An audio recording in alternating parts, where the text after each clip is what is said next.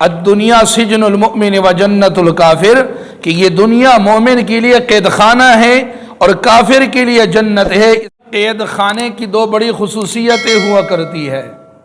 پہلی خصوصیت یہ ہے کہ کوئی بھی قیدی قید خانے کے در و دیوار سے دل نہیں لگاتا۔ دوسری خصوصیت یہ ہے کہ کسی بھی قیدی کیا قید خانے میں اپنی مرضی سے کوئی کام نہیں ہوتا۔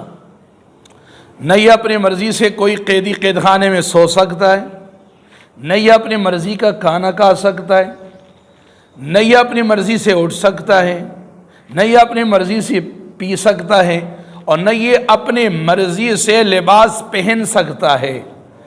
جب قید خانے والے اس کو سلائے اسے سونا پڑتا ہے، جب وہ جگائے اسے جاگنا پڑتا ہے، جیسا وہ کھلائے اسے کھانا پڑتا ہے، اور یہ لباس اتروا کے وہ مجرموں والا لباس پہناتے ہیں، اسے پہننا پڑتا ہے۔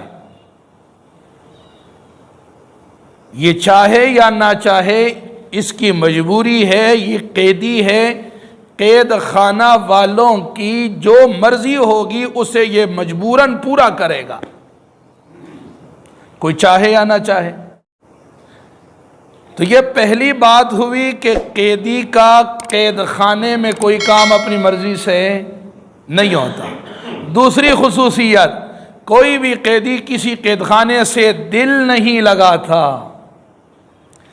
اگر عمر بھر کی سزا کسی کو ہے نا، عمر بھر قید ہے کسی کو، اور اسے پتہ ہے کہ میں نے یہاں سے مر کے نکلنا ہے، تو اس کے لیے تو خوش ہونا چاہیے نا اس کو کہ بھئی میری زندگی لمبی ہو تاکہ میں قید خانے میں پڑا رہوں، عمر بھر قیدی ہوں، جب میں مروں گا میری لاش جائے گی، مجھے باہر نہیں نکلنا، بھئی میں تو مر کے ہی نکلوں گا، مجھے زندگی چاہیے۔ نہیں، قیدی یہ نہیں سوچتا۔ عمر بھر کا قیدی یہ سوچتا ہے کہ میں کب یہاں سے نکلوں، چاہے مر کے نکلوں لیکن میں نکلوں، دل نہیں لگاتا ہو۔ اس کے برعکس دیکھو، جنت کی بھی دو بڑی خصوصیتیں ہیں۔ اس کے برعکس، اس کے برخلاف جنت کی بھی دو بڑی خصوصیتیں ہیں۔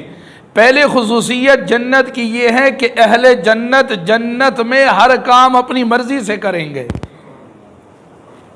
قرآن مجید فرقان حمید ارشاد فرماتا ہے وَلَكُمْ فِيهَا مَا تَشْتَهِيهِ الْأَنفُسُ وَتَلَذُّ الْأَعْيُنُ۔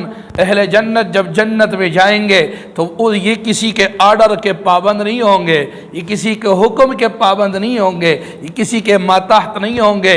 جو ان کے دل میں آئے گا، جو جی میں آئے گا، جو آنکھ کی لذت کا ذریعہ بنے گا، اللہ اعلان کر دیں گے اہل جنت آج کے بعد تمہاری مرضی، جو چاہو کرو، جو چاہو جیو، جو چاہو جو مرضی کھاؤ، جو چاہو جو مرضی پیو، جو چاہو جو مرضی پہنو، جو چاہو جو مرضی آرام کرو، یا اچھلو کودو آؤ جاؤ، تمہاری مرضیاں ہیں، جس سے تمہیں لذت حاصل ہو، سکون حاصل ہو، راحت حاصل ہو، اب تمہاری مرضیاں چلے گی۔ اس لیے کہ دنیا میں تم نے میری مرضی کے مطابق، میری نبی کے مرضی کے مطابق زندگی گزاری، آج ہم نے تمہیں پل دے دیا، آج تمہاری مرضیاں چلے گی۔ تو جنت کی پہلی خصوصیت کیا ہے؟ ہر جنتی کی وہاں مرضی چلے گی۔ دوسری خصوصیت،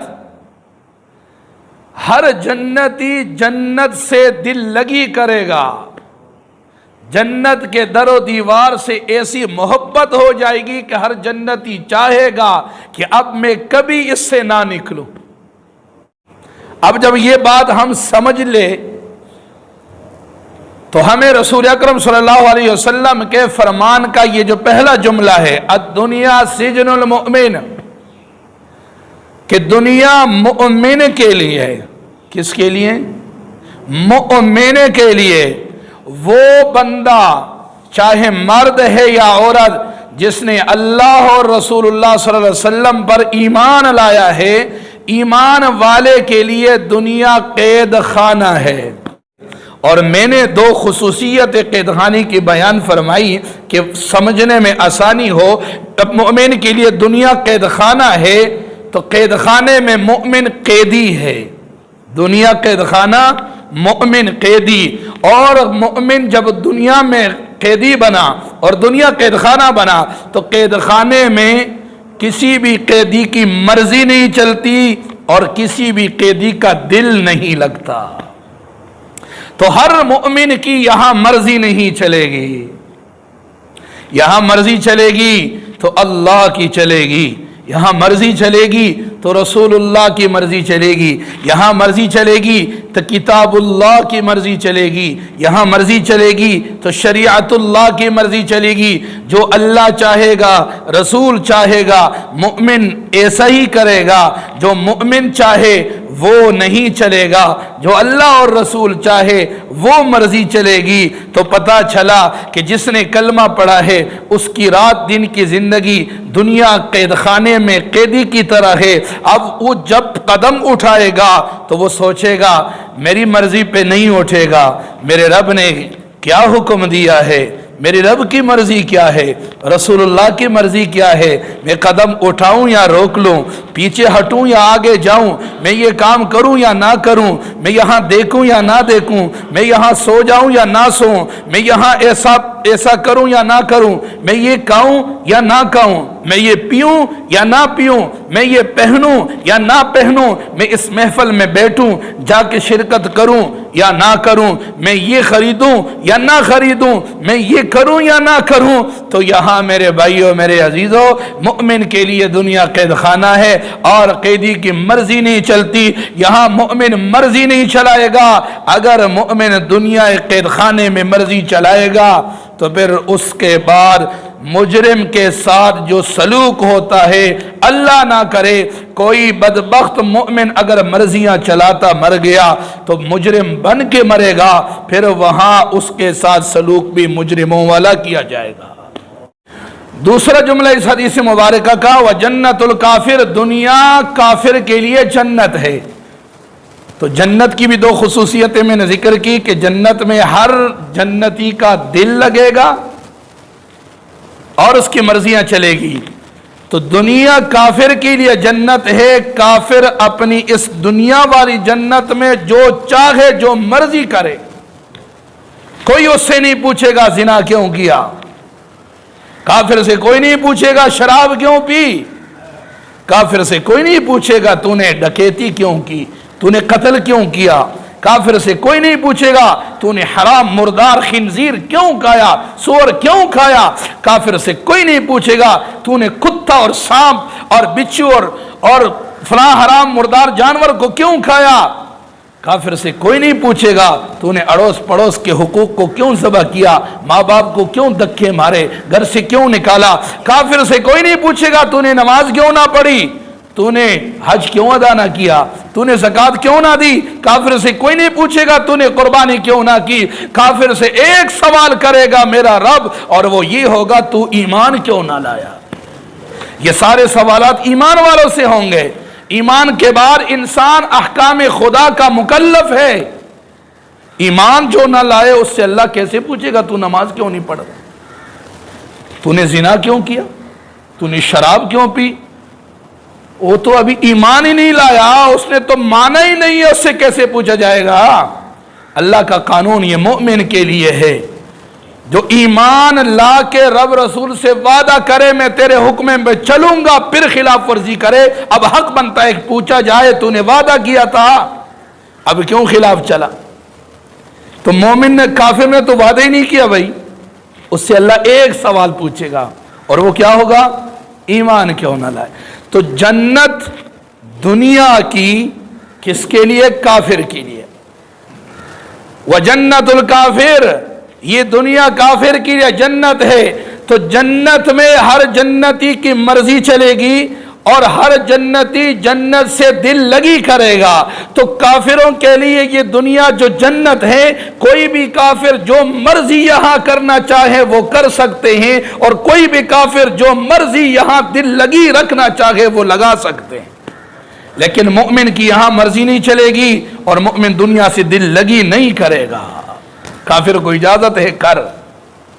इसलिए कुरान मजीद फरमाता है हर काफिर ये चाहता है, यवद्दु अहदुहुम लौ युअम्मरु अल्फ सनह वमा हुवा बिमुज़हज़िही मिनल अज़ाबि अन युअम्मर।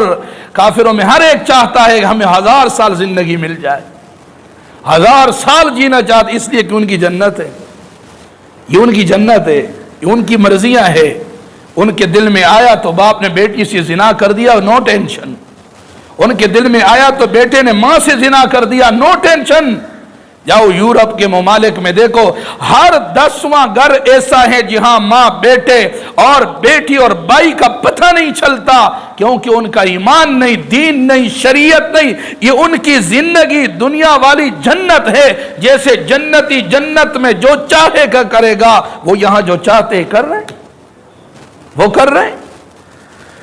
तो मैंने अर्ज किया कि काफिर के लिए दुनिया जन्नत है, और जन्नत मर्जियों वाली जगह है, जन्नत दिल लगी वाली। दिल लगी इनकी कितनी है? कुरान कहता है ये चाहते हैं हमारी जिंदगी कितनी हो जाए? 1000 साल हो जाए। तो अल्लाह ताला क्या फरमाते हैं, अगर तुम्हें 1000 साल भी उम्र मिल जाए ना, तो मौत ने तो आना ही आना है। वमा हुवा बिमुज़हज़िही मिनल अज़ाब अन युअम्मर। इस कदर अगर लंबी जिंदगी भी तुम्हें मिल जाए तो अल्लाह के अजाब से फिर भी नहीं बच सकोगे।